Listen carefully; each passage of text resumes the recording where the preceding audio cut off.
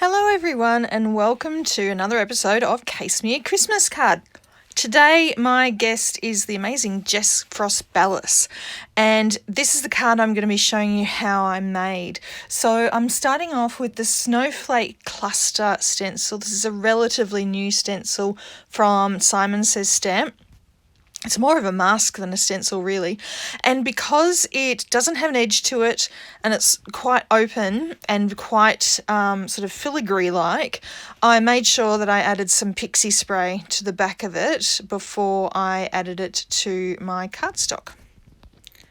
Okay, so I have a pile of some Distress Oxide inks here, and I'm just starting with some very, very light colour over my cardstock, and I'm adding it with my life-changing blender brushes. So the colour that I'm working with here is Wilted Violet, and Wilted Violet can actually be quite dark if you let it, so I'm trying to be very careful here to not add too much colour, at least to start with. My second colour here is Kitsch Flamingo, which is the perfect sort of lolly pink that I was going for here.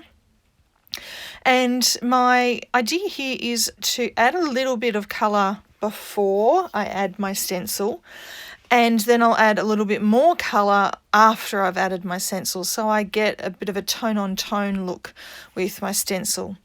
Now I'm now going in with Salvaged Patina, which is this beautiful pool colour. And a little bit later, I will be adding some Salty Ocean over the top of that. But I wanted to start with really pale colours. And the colours that I'm using kind of match the colours that were in Jessica's card that I'm casing today. Now, of course, another reason why I'm going in with very pale colour to start with is it gives my stencil, the pixie spray on my stencil, a little bit of a chance to dry out a little bit. Now, a little bit later on, I'm always too impatient. I always add the pixie spray and don't leave it to dry long enough. And there is something that happens later on that is just because I didn't let the pixie spray set up long enough. But it's okay. It's not the end of the world. Anyway, you can see I'm going over this stencil with the same colours in the same place that I'd already added them. So I'm not adding blue over pink or purple over blue or anything like that. I'm using the same colours. I am now going in with the Salty Ocean on top of the Salvaged Patina, but it's still blue on blue. But I wanted a more true blue colour in there rather than the sort of greeny blue of the Salvaged Patina. So again with the Kitsch Flamingo, and then a bit later on I'll be going in with the Wilted Violet. And I did actually find that in some places when I added the pink, it actually mixed with some of the blue that was on top of the stencil. So while I'm adding this pink, a little bit of it is coming out as purple, but that's okay. It's because it's only just where those colours are sort of meeting each other, so it's not the end of the world. All right, so last colour here is the Wilted Violet again. I am going to go back in with the pink just to make sure I've got a good blend. But yeah, mostly done. So I've got my pale colour in the background, slightly deeper colour over the stencil, and here I'm doing the big reveal of the stencil, and voila. All right, so here is the card that I'm casing from Jessica. And you can see she's got those same colours in the background. She's got a whole lot of glitter. She's got a whole lot of snowflakes. And then she has a big chunky sentiment over the top. Now, her sentiment is in negative. She's used a sort of cover plate die for her sentiment. It's a Hero Arts cover plate die. But the letters are in negative rather than in positive. So I went the other way around. I'm going to use letters in the positive rather than negative. But I decided I needed a bit of glitz here. So I'm adding some Shimmer Mist from Hero Arts, and this is the very first time I've used it. And so I'm just admiring it right now as I'm spraying it. I wanted to get an overall sort of shimmer, but then I sort of squeezed the nozzle a little bit more gently to try and get a few bigger splotches of the Shimmer Mist.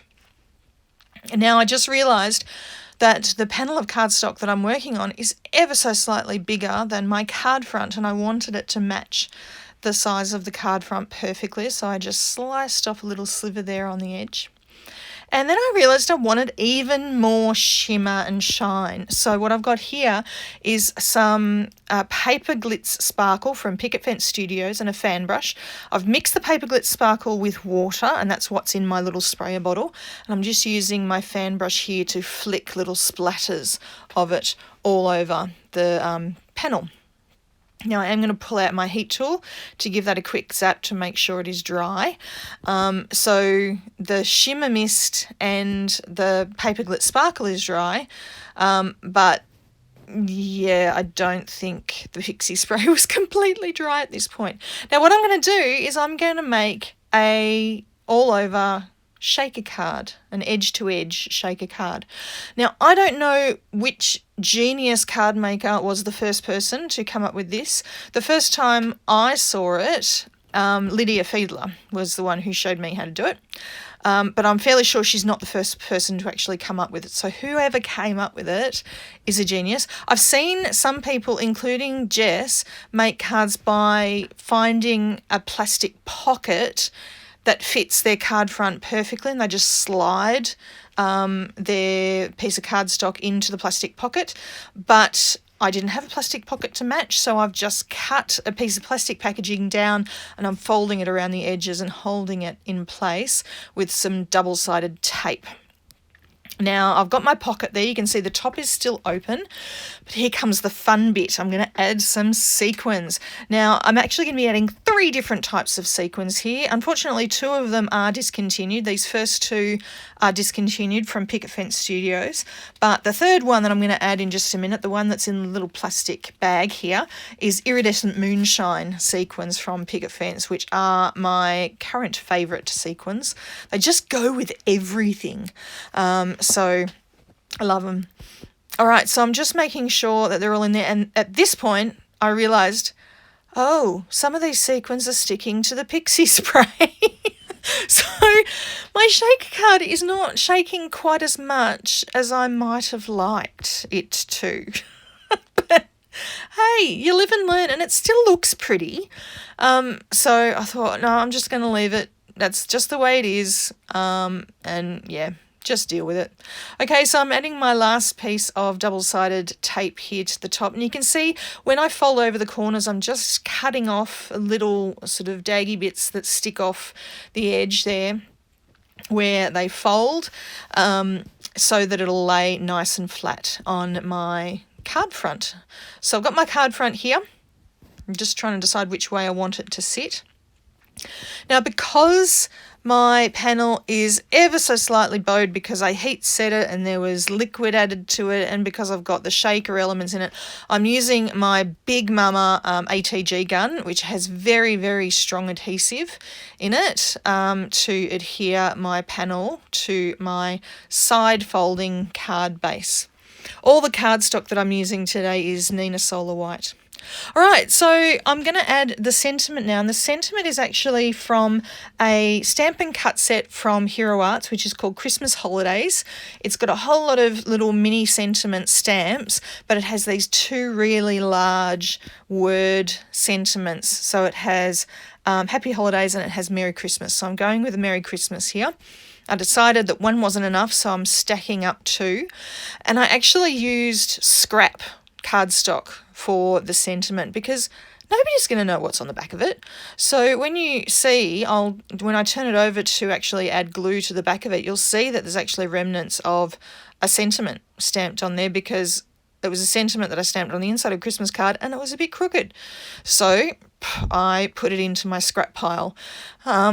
And so that's going to go on. Nobody will ever know except for the fact that I've just told all of you watching this video. So you'll all know, but you won't tell anybody, will you? No, of course not. Okay, so I'm using my T-square ruler to just line this up. And then I realised it was just a little bit too far over to the right. So I'm just nudging it ever so slightly. And then, of course, some of the glue oozed out from some of the letters. So I'm just going to be using my tweezers just to scoop out some of that liquid glue. But it dries clear anyway. so you'll never ever notice. And that's pretty much my card for today. It's not quite as shaker as I would like, because some of the sequins are just stuck in place, but some of them are still moving around, so it's all good. So thank you so much everybody for watching. Thank you Jess for being my inspiration today, and we'll see you next time. Bye.